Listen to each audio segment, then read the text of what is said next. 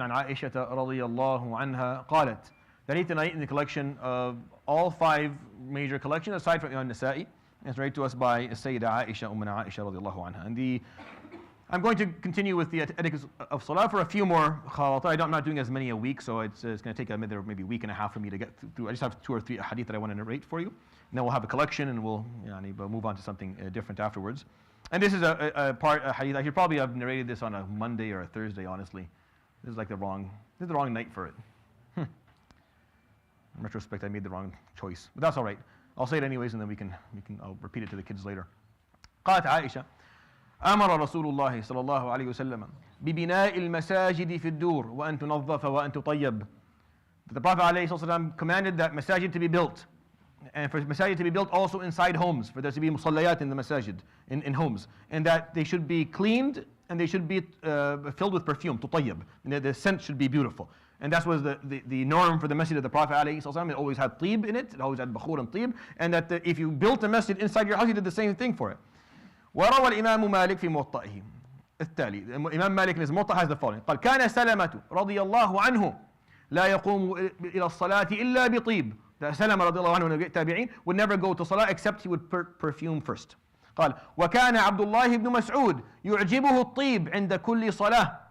He used to like that before salah people would go and put طيب, put something that has a nice scent. وقال وكان عبد الله بن عباس يعرفه أهل الطريق إذا مر فيه من طيبه إلى الصلاة. That the people of the road he walked by would know that he walked by because they would smell the طيب when he's going to salah. قال وقال عثمان بن عبيد الله رأيت ابن عمر وأبا هريرة وأبا قتادة وأبا أسيد الساعدي يمرون علينا ونحن في الكتاب يخرج منهم ريح العبير أو الخلوق. Meaning one of these tabi'in says, I remember seeing Abu Hurairah and Abu Qatada and Ibn Umar, Abdullah ibn Umar and Abu Usaid, all these are Sahaba radiallahu anhum ajma'in. They would come by when we were doing our halaqat. You remember I said Quran, the halaqah, and we would smell all of this طيب when they came in. Like when they would walk in, you would smell the beautiful scents that they had. So the children here, but you have to look at your socks, ya akhi, before you come to the masjid. I made sujood behind someone the other day. I almost stayed down. I almost couldn't get up anymore. I smelled the scent of death.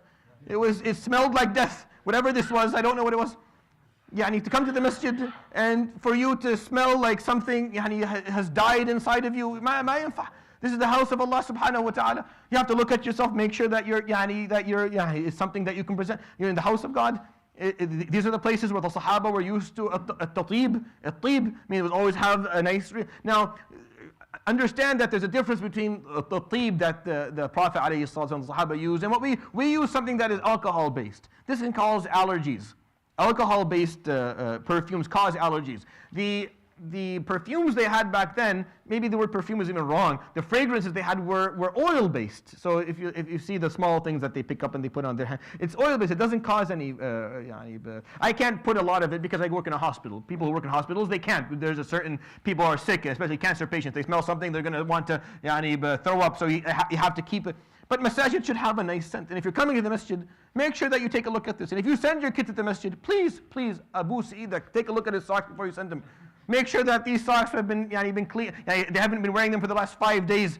Sometimes I see them and say, Abni, take them off, put them in your pocket, go clean, wash your feet, and then come in because this is.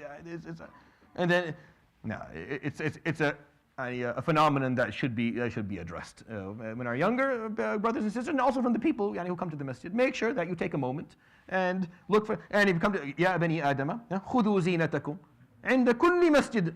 وَكُلُوا وَاشْرَبُوا وَلَا تُسْرِفُوا. Masajid are places where people socialize and they eat and they drink. And خُذُوا زِينَتَكُمْ. Dress well, smell nice. It's the house of Allah subhanahu wa ta'ala. You're speaking to Allah. You're going to be standing beside someone who's doing the same. It's best that they're able to keep their gag reflex intact during the time.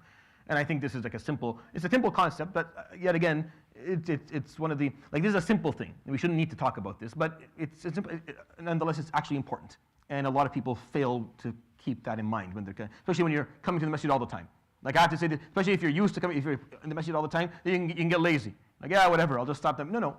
Every time you leave to the house of Allah, make sure you have its own. وفي رواية كان أظن لابن عمر رداء يلبسه إذا ذهب إلى المسجد. He had his own little masjid kit.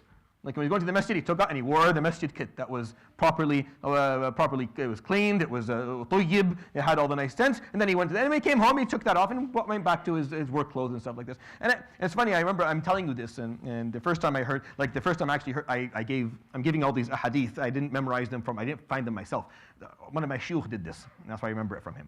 And he did this because he came to our village. Now, in our village, farmers and people who have animals. So they would walk into the masjid with zibl al-baqar. People had, like they literally had the feces of manure, cow manure, stuck to their clothing when they walked to the masjid. And you stood beside them and you smelled, the whole masjid smelled like a barn. It smelled like a barn because they want to come and pray, but they didn't have the sense. So you had to explain, you can't, like you want to come and pray, but you need to make sure you get enough time. You leave the barn, you go home, you change it to something that does not smell like a cow. So that when you come to the masjid, people don't have to put it, because it's not appropriate. It's not appropriate. It's one of the etiquettes of Salah. The etiquettes is that we are coming to Allah subhanahu wa ta'ala. We have to make sure we smell well. And we have to make sure the person beside us is not having a bad experience because of how we smell. And I think it's something that's worth talking about. And of course, I've talked about basal and tumi before, but this one here was supposed to be for kids. Actually, I shouldn't have said this today. I should have this with the kids, but we'll share it again, inshallah, with them. يروي الأئمة الخمسة إلا النسائي بسند صحيح عن عائشة رضي الله عنها قالت أمر رسول الله صلى الله عليه وسلم ببناء المساجد في الدور وأن تنظف وأن تطيب. وروى الإمام مالك عن عثمان بن عبيد الله قال رأيت عبد الله بن عمر وأبا هريرة وأبا قتادة وأبا أسيد الساعدي يمرون علينا ونحن في الكتاب نشم منهم ريح العبير أو الخلوق. صدق رسول الله صلى الله عليه وسلم. سبحانك وبحمدك أشهد أن لا إله إلا أنت أستغفرك.